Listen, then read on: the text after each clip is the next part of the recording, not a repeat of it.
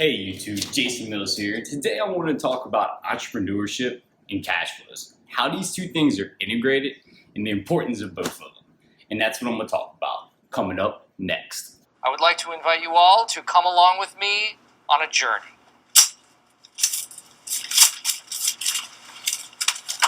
First, tell me down in the comments below about your entrepreneurship goals. I'd really like to know, okay? So moving on, my number one tip for being an entrepreneur is that you have to write things down. I'm gonna go ahead and use YouTube as an example. As you can see, I write everything down, literally everything. This allows me to have the information later to review and to look at it. I know even Jeff Bezos still has a daily calendar where he writes down his entire schedule. He's the most successful businessman of all time. Therefore, being able to organize your thoughts is an important part of entrepreneurship. And the next tip for entrepreneurship is just changing your mindset. Righteous!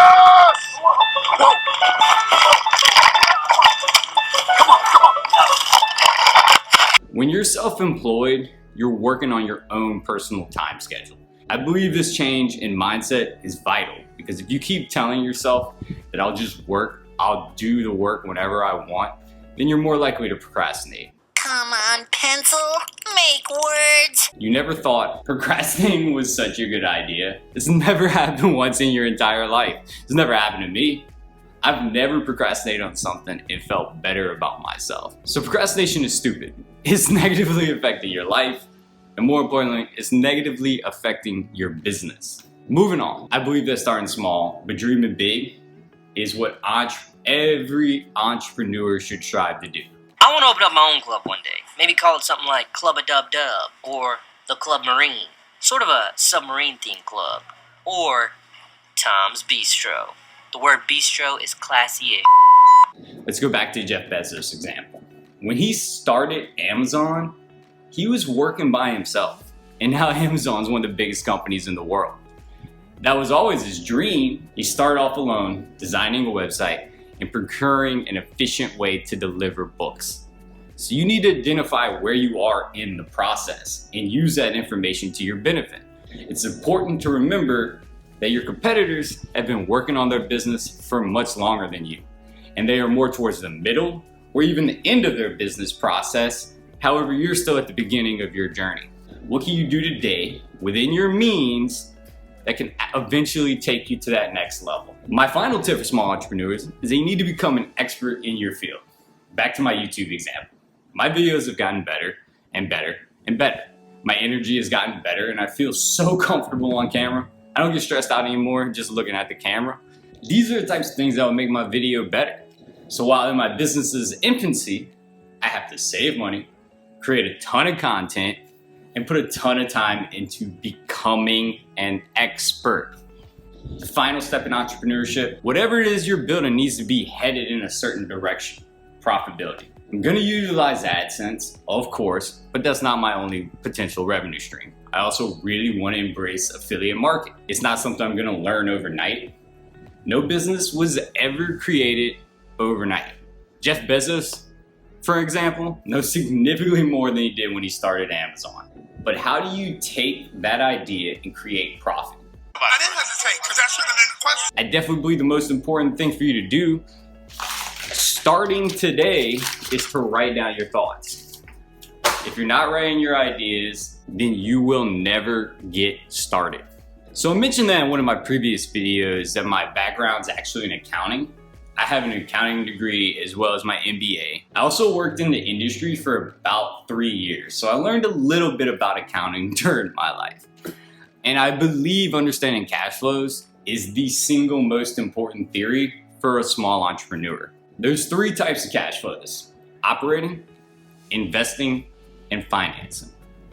Operating cash flows are generated by the company's operations. So if you are running a construction company, let's say you prep the land for the foundation to be poured.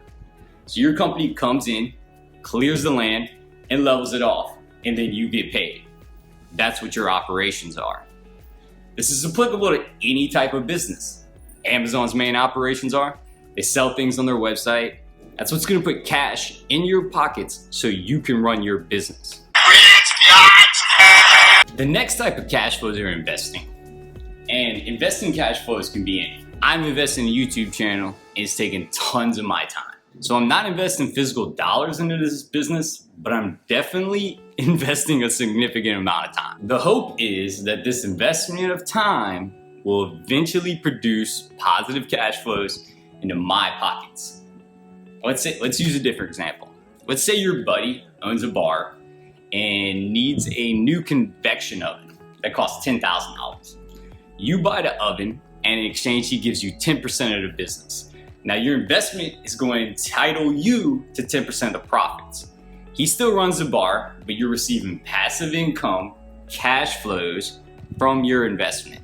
If you're in a more passive income business, then that can drive investing cash flows into your business, which is a good thing.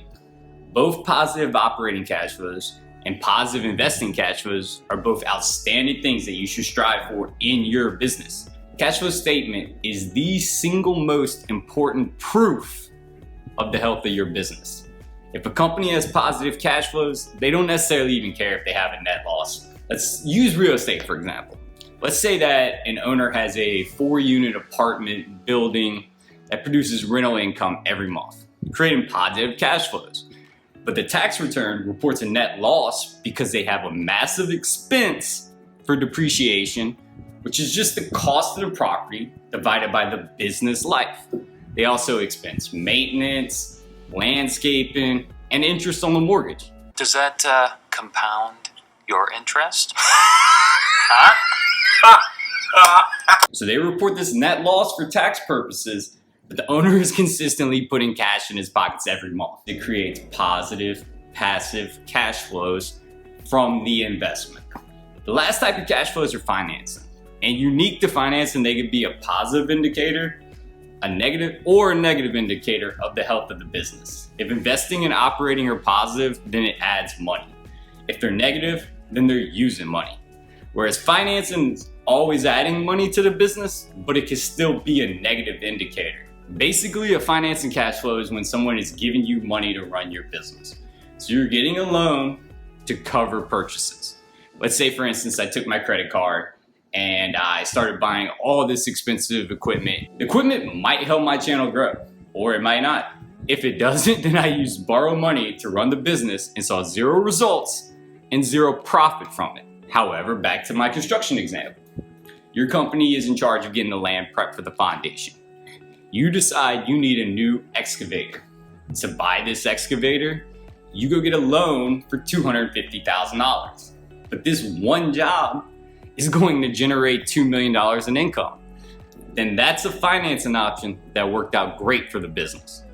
That's why they could be positive or they could be negative. If the funds are creating revenue, then it's generally a positive thing. But if the funds are covering expenses, then it's generally a negative thing. That is the simple explanation of financing cash flows. Finally, like this video, please subscribe, and ask any questions about the comments down below. You can follow me on TikTok, Instagram, Snapchat, Twitter. Let me know what you think. Thanks for watching and have a great day.